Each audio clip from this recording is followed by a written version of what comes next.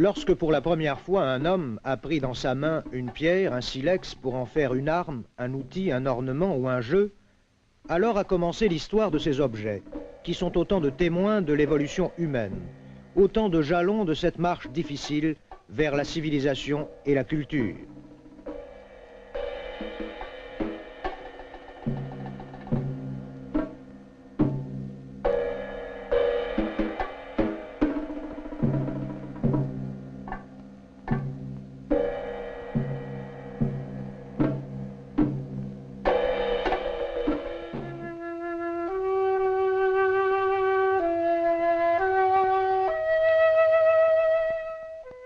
La culture, c'est une conquête quotidienne et fragile, que nous avons le devoir de préserver parce qu'elle est constamment menacée.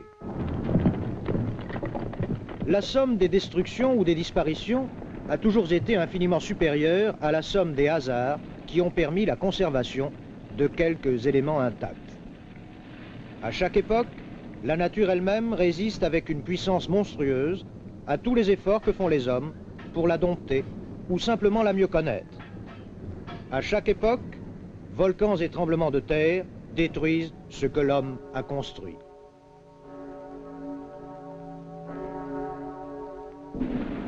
Et le déluge des eaux efface les traces de la civilisation.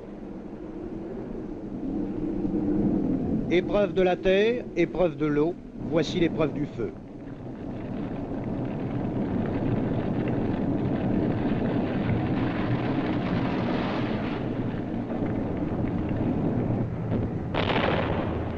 L'homme, lui aussi, s'acharne à détruire son histoire.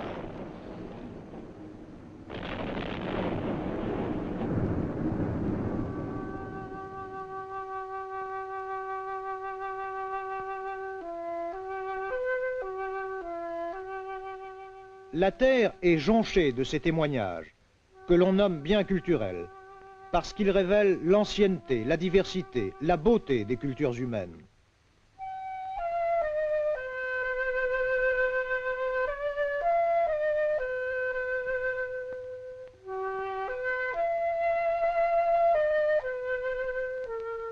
Il y a 2000 ans, en Asie mineure, un roi fit construire un palais qui était aussi un temple. On y trouvait des œuvres inspirées à la fois par l'Orient et par l'Occident. Qu'en reste-t-il? Quelques pierres abandonnées. Abandonnées comme le sanctuaire d'Apollon et de Diane à Délos. Comme à Thèbes, les statues de Memnon qui chantaient, dit la légende, lorsque les frappaient les rayons du soleil. Abandonnée comme la statue de Ramsès, dans la vallée des rois. Chaque jour, la nature reprend ses droits. Les figures usées par le vent retrouvent l'apparence du rocher d'où elles furent tirées. Elles s'enfoncent dans le sable ou disparaissent dans l'épaisseur des forêts.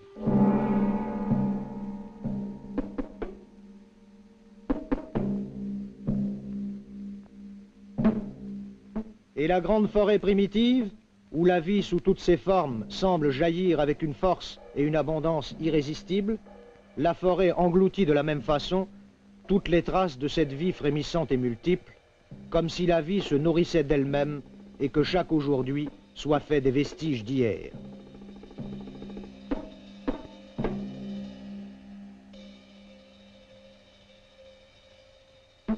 La piété attentive des hommes s'est effacée devant l'indifférence familière des bêtes.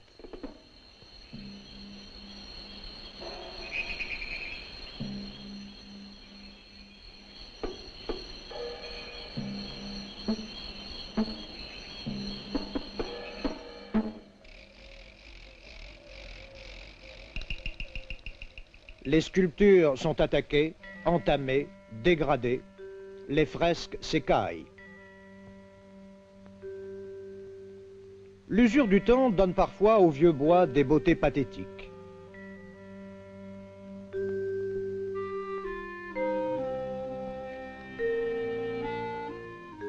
Ici, un peuple minuscule travaille, dévore les essences les plus dures.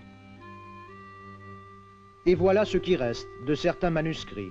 C'est la mémoire de l'homme qui s'évanouit.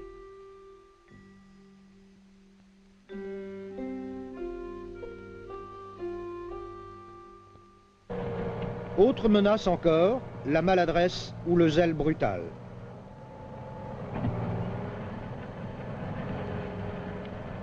Pêle-mêle, ces dieux iront ailleurs à la recherche de leur éternité.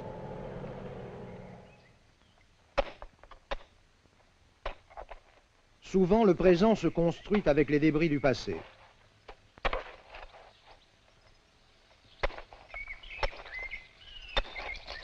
Ici, le tombeau d'un roi sert d'abreuvoir à un âne. Aura-t-on l'excuse de penser que les jeunes femmes de Pompéi accomplissaient le même geste?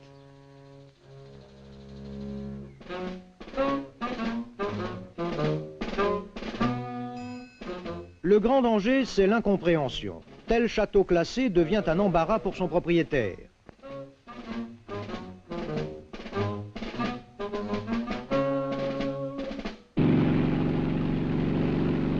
Imprudemment appliquées, les méthodes modernes peuvent devenir dangereuses.